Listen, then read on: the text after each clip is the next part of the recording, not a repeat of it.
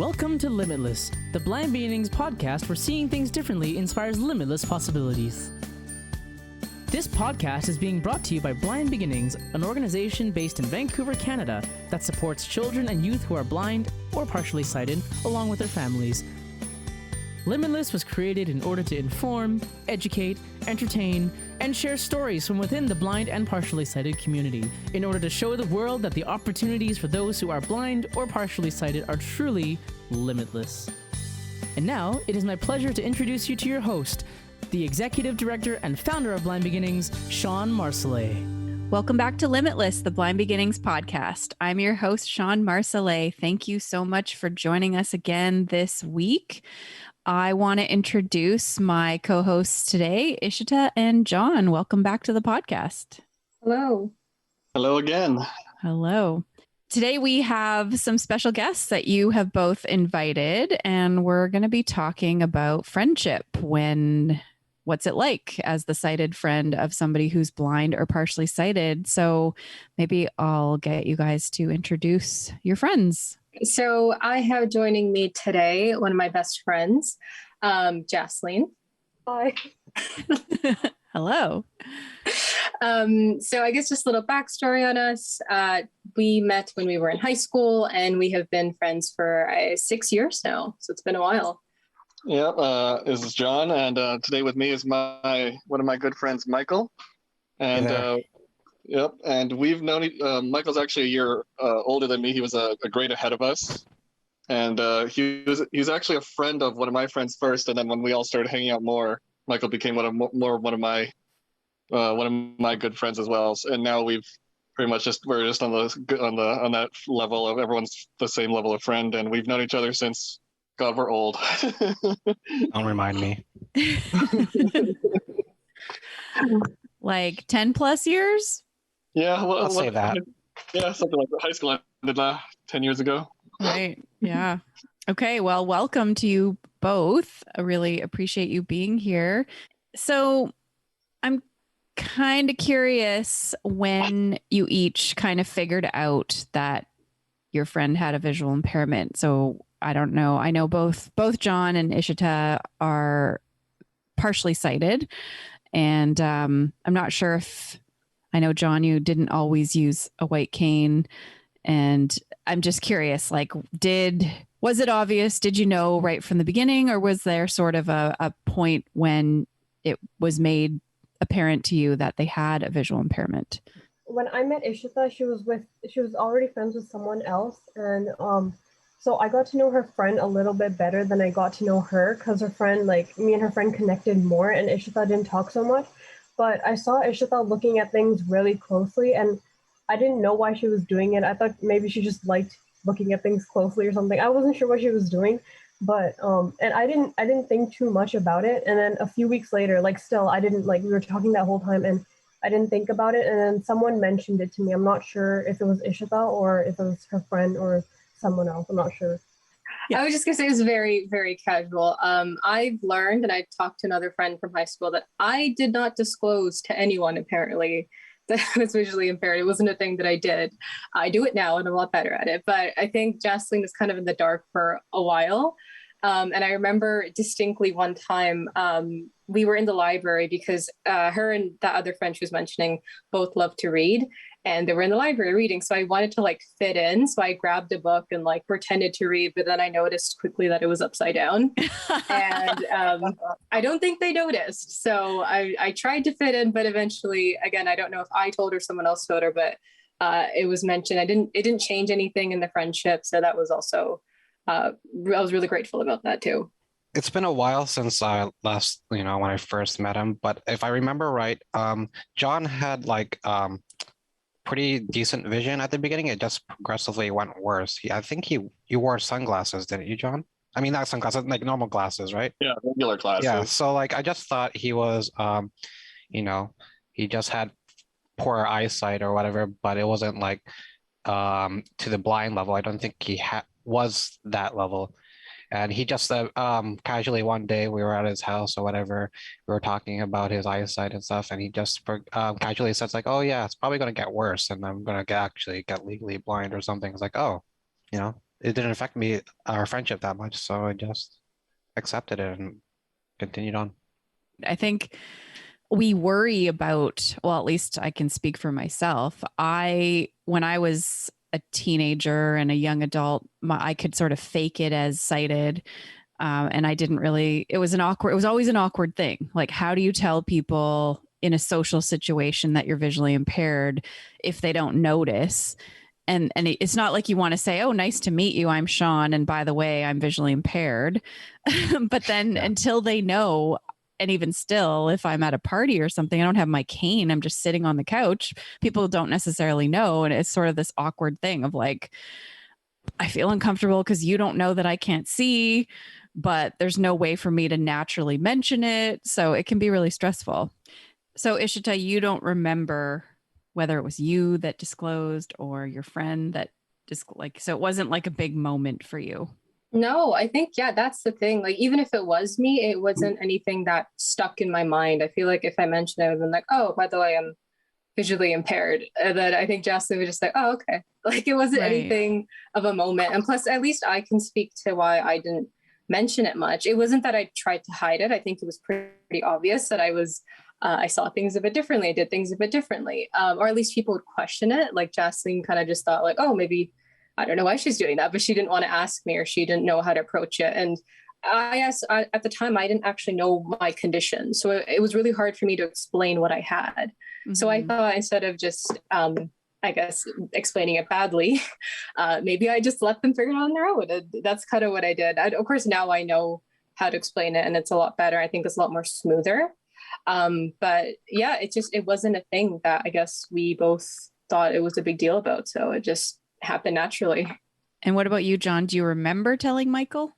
Honestly, I thought our other friend Connor told him, because the other thing, since Michael's a year ahead of us, he's not in my classes. So, but I've like all the kids in my classes, and in elementary school, all the kids that grew up with me, they all knew something was up, because we had all the cool tech in our room and nobody else did. But yeah, I don't remember telling Michael. I feel like it was Connor.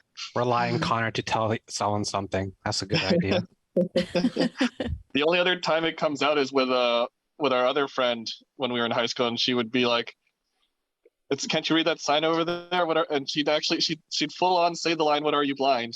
And then she'd stare at me for 5 seconds, and then look, and then tip her head down, being like, "My God, I'm a dummy." But it was never anything. It was just like your kids. You're like, it's like, it's right over there. Why can't you see it? Can't you see that? And it's like, you look at them, you smile, and they feel like real.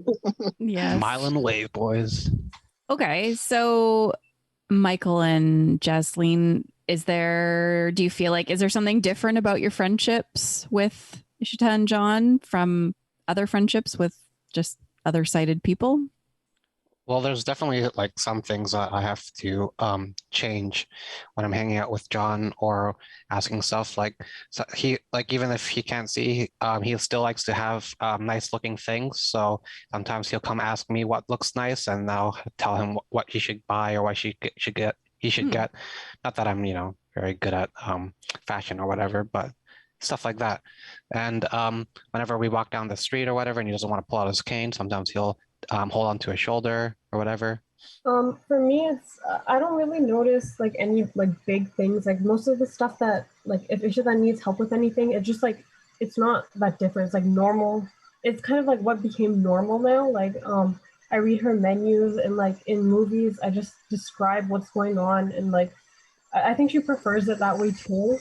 And like if she's walking and I notice something like in front of her on the ground, then I just point that out. It's just like things like that, but it's not like, it's just like a normal thing now. It's nothing really that different. Yeah, I do have to say I prefer Jaslene helping me a lot more. Like, when we go to the movies, I don't like describe audio just because I find it too bland. And I turn on the Jaslene describe audio, and she describes it a lot better to me. And we actually like joke about it in some aspects of the film. If I don't catch something, she'll be like, "Oh, this is why people are laughing," and I'm like, "Oh, okay."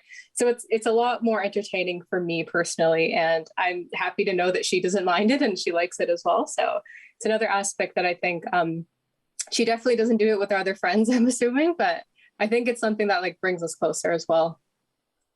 I had a friend in high school who was so used to describing things to me that she would find herself describing them to her family and to other people. And they'd be like, why are you telling me what's happening?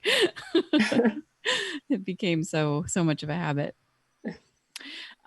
Okay, so here's a question for the sighted friends. Do people ever speak to you and ask you what your friend would like? You know, what would she like to order, or her shoelaces are untied, or any of that? Does that ever happen? People usually ask me about Ishita's like condition. I don't think people usually ask me like instead if she needs help, if she needs help and they notice she needs help, they don't say like directly to me about that, but they ask me about her condition, and I don't mind explaining it, but I know Ishita prefers if she talks to them herself about it and explains it, because she thinks that's like the best ways through her. And yeah, I think so too. John's walk and his appearance, like, pretty much doesn't give away that he's blind. Like, if he doesn't have his cane with him, no one will really know the difference. And even if he has a cane, like, they still won't put two and two together. So most interactions with like waiters and stuff like that, they don't know why I'm like describing the menu about them, or why like I'm ordering for my friend, because they don't realize that he's blind. It entertains me sometimes, because I think sometimes people think we're a couple. Yeah. Right. Yes. Especially when we're eating with our friends and there's four of us, and if we're sitting beside each other, across from each other, we're ordering. Remember when they put our meals together, like when we checked out, and then everyone else's was separate? I was like, oh God. It's funny because I just I have eternal dibs on Jaslene sitting next to her now. So I'm like, anytime we hang out with any other friends, I'm sitting next to Jaslene because she knows the drill. She knows how to speak and order, everything like that. So maybe some of our other friends get a little jealous because of that, but there's a reason behind it. So it's not just with Michael, it's my other friend too. When I'm sitting with her, sometimes if because it just depends on who's ordering at the time. If she's sitting beside me and she orders and then she starts saying what I want, then they'll start to put our bills together. It's like, yeah, I'm like, it's okay, guys. So Ishita and John, what are some things that your friends do for you that you really appreciate? Because I don't know if it's because our friends are, as a result of us being friends, we're also interested in a lot of the same things. Like, we play a lot of video games, we watch a lot of anime, so we get we recommend each other anime, and then sometimes Michael he'll tell me about something and he'll try to get me hooked on something because I haven't watched it yet for one reason or another. And yeah, sometimes we'll just tell me certain things I've missed or something, and then with the board games, it's like when we were playing certain things. So Michael's one of the guys who'll help facilitate the game so that I can play it. I'd say quite similar to me and Jaslene. We have like quite similar interests with video games, or just like in general mobile games. If there's some aspects that I can't read, like if there's text and it's not voice acted, she'll read it for me, and also describe aspects that I'm not able to see if it's not accessible through Zoom or anything else. I think one like really big one that has changed recently is, I call her my personal chauffeur because she recently got her license, and now it's a lot easier for us to hang out, actually, because before you'd have to like coordinate a bus schedule or anything like that, but now that she can drive, we can hang out. Say if we want to go somewhere a little bit more further where the bus isn't always accessible, it's a lot more easier to have like a trusted friend with you, and to just hang out and not have like your parents worry or anything like that, at least from my end. So that's been a lot better in like the recent times. So I feel like that, Michael, you're not gonna work on that license. That's not gonna happen. I feel like some of the things that I really appreciate friends doing are kind of the automatic things, like when we sit down in a restaurant, just knowing that I can't read the menu and starting to kind of walk through that with me, right? Like either what do you feel like, or just giving me kind of the headings, or, ooh, this drink looks good, I think you would like this, or as they know you better, they kind of know the things you like, and then just without having to ask. I feel like that's really nice. Or even something like, I'm going to the washroom. Do you need to go?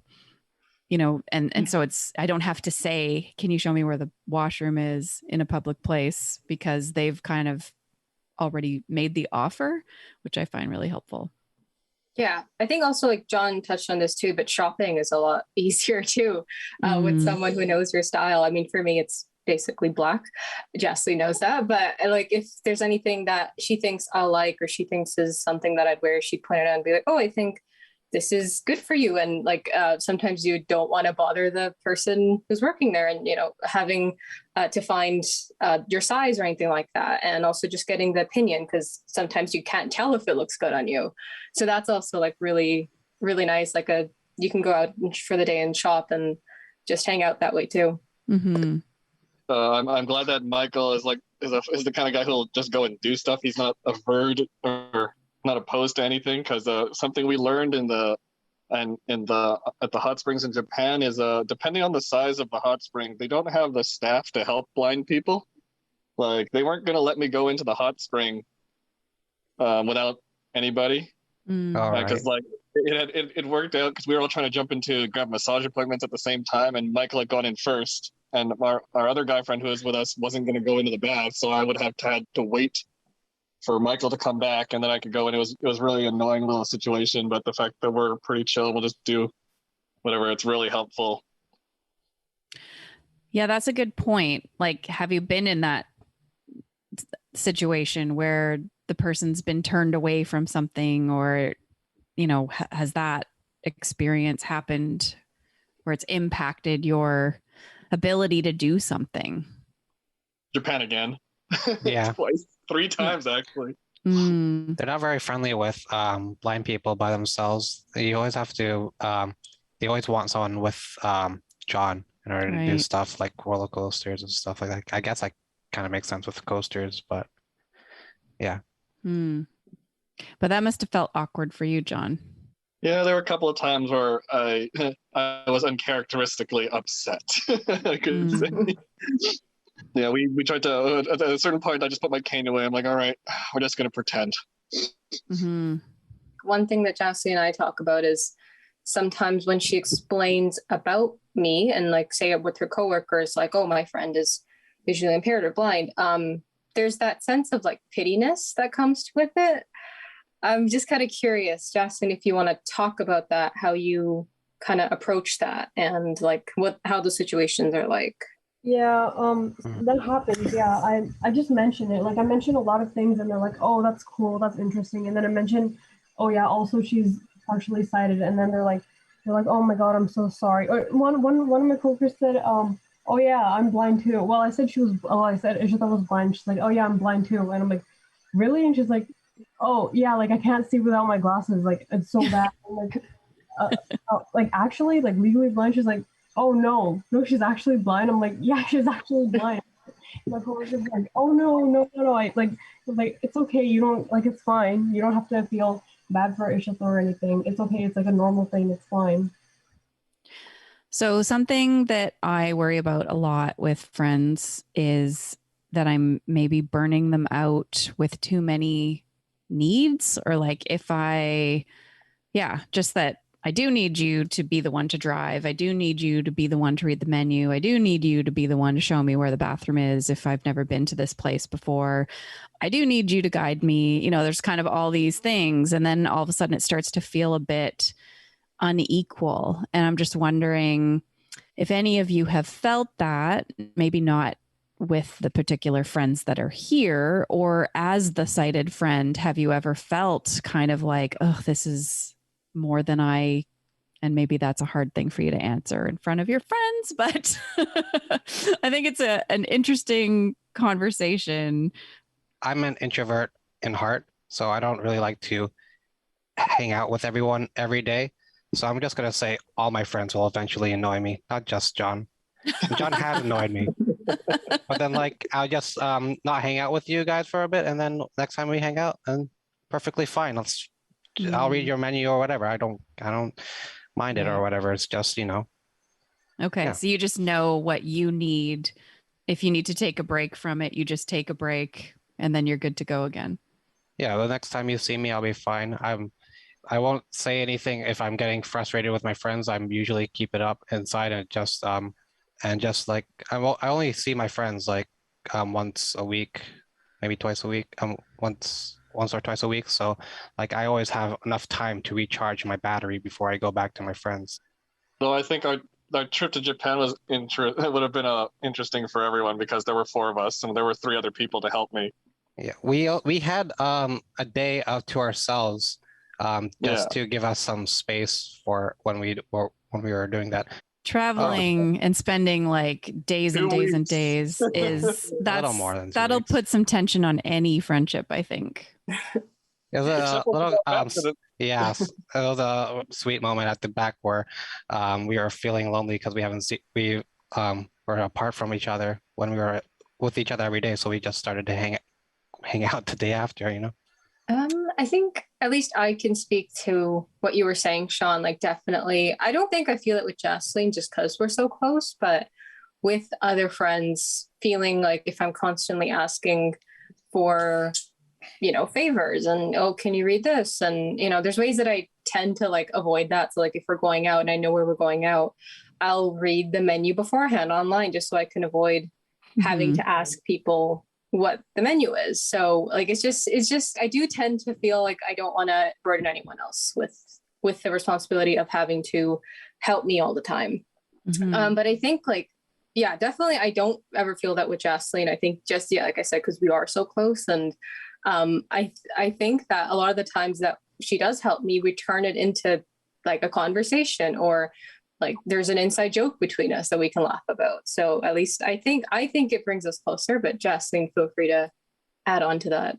Okay, I've never felt that way with Ishita, like for anything else too, not even related to like helping her like read the menu or anything. Like it's kind of fun for me. I actually enjoy like helping Ishita. I've never felt in like driving her around and stuff. It's always fun for me. We both have experiences with friendships where they've expected more for us, or it's been a one-sided relationship. So at least for me, when I was growing up, like you have all these cool equipment, your MacBook and your iPad and your CCTV, and people always want to touch it and play with it. And then anytime you say no, they kind of be like, oh, okay, I thought we were friends.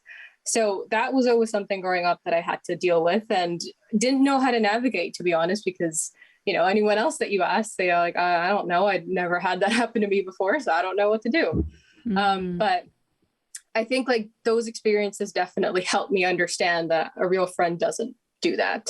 They're not there just to play with your equipment, just to, get something out of you and then leave. But I think, at least Jaslene and I have never felt this way with each other. That's great. I'm curious for Jaslene and Michael, if I do this a lot with Jaslene, where I try to educate her on blindness, whether she wants to hear it or not. I just tell her as much as I can about my experiences and perspectives. So do you guys think you've definitely learned a lot from the friendship about like the blind community or disabilities in general, or just have extra education on these subjects?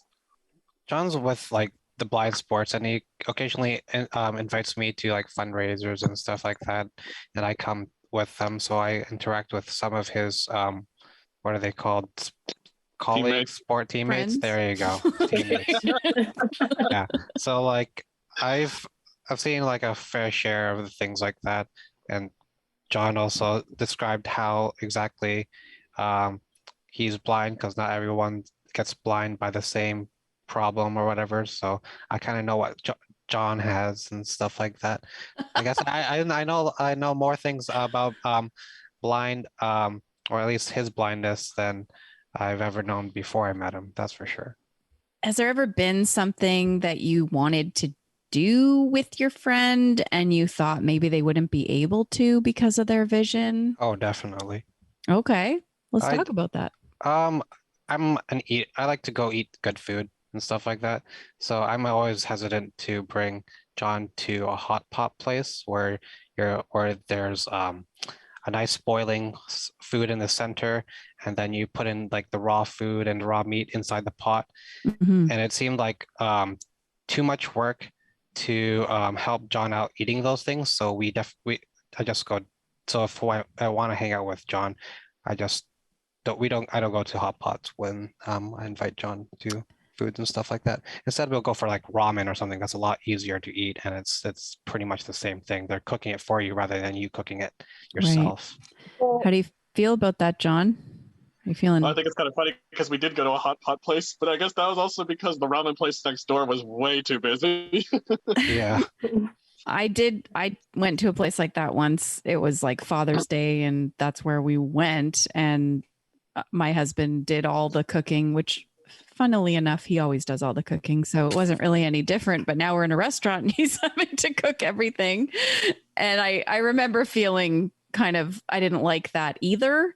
As the blind person, I kind of felt useless in that situation. Like in a restaurant, I never have to feel that way because people just deliver a plate of food. But, in this particular restaurant, you're supposed to cook your own. So yeah, that's an interesting one. What about you, Jaslene? For me, I feel like one of the biggest things, and one of the like the main things is like playing games. Like we try as much as we can to make things like so that I can explain it to Ishita, but not all games like you have to focus on the game. Like you can't play together at the same time, right? Like I can only play for her and I can describe to her what's happening, but like in some games you have to put your full attention on the game. And like you can talk to other people in the game too, but that's like something I really wish I could do with Ishita. Have you tried playing Soul Calibur?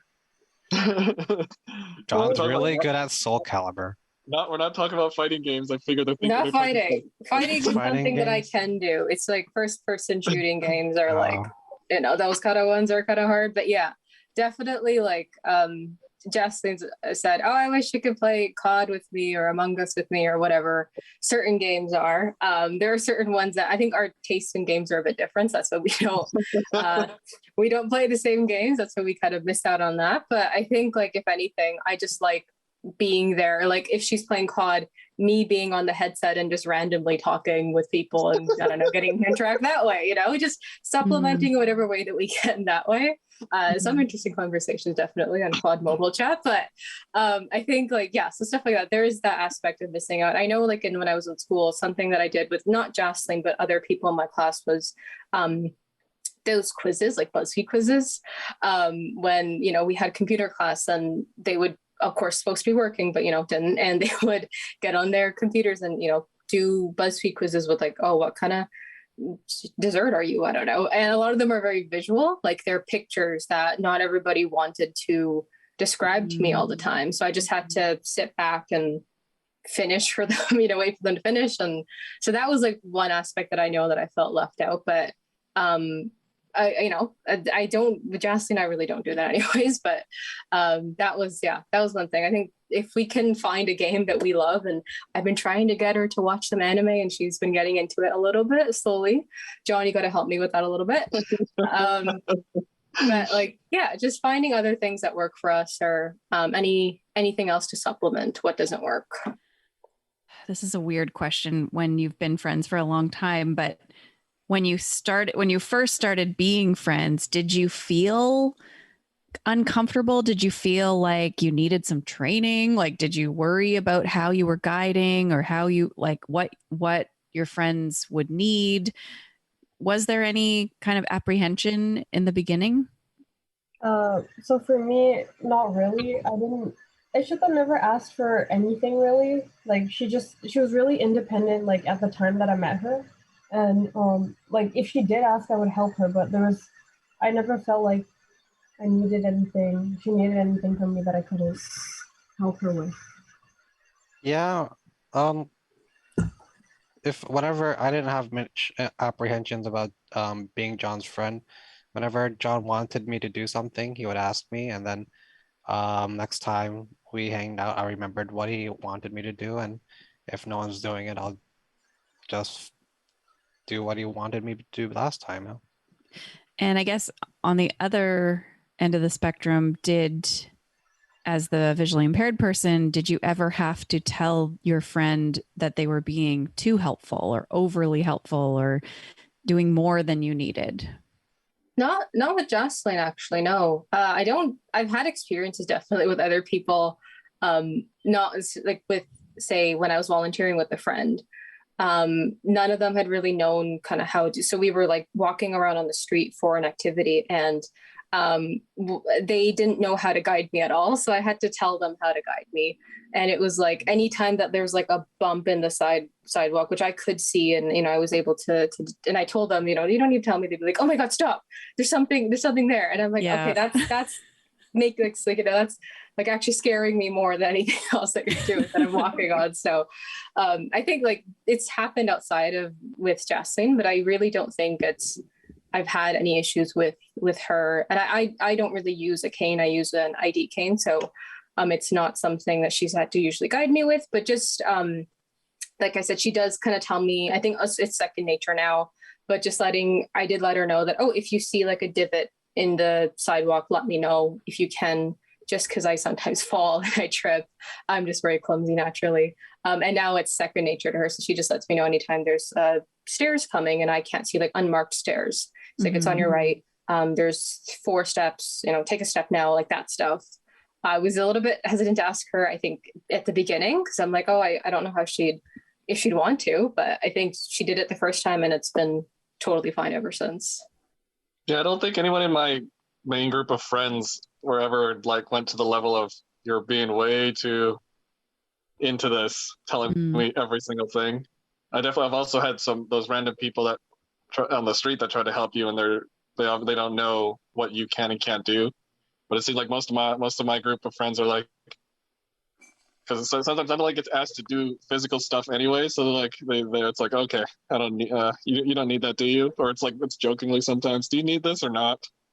Can we talk about blind jokes? Yeah. Okay. Jaslene and I make a lot of blind jokes. I make them to her all the time, and she makes them to me. And I'm really happy that I have someone who gets them and laughs at my terrible blind jokes. But Jaslene, I'm curious, like, I think you make them offhandedly now, like when you're out and about. Do people react like really oddly to them? Like, there's this thing I do. It's so like people go like, are you blind? When they say like, are you blind? Then I'm like, no, but my best friend Ishita is. And they're like, oh, really? And I'm like, yeah. And then they're like, you can't say that. And then I'm like, why not? She's blind. And they're like, and then they get really like defensive and then feel like really bad. And I'm like, I'm just like, it's okay. It's fine.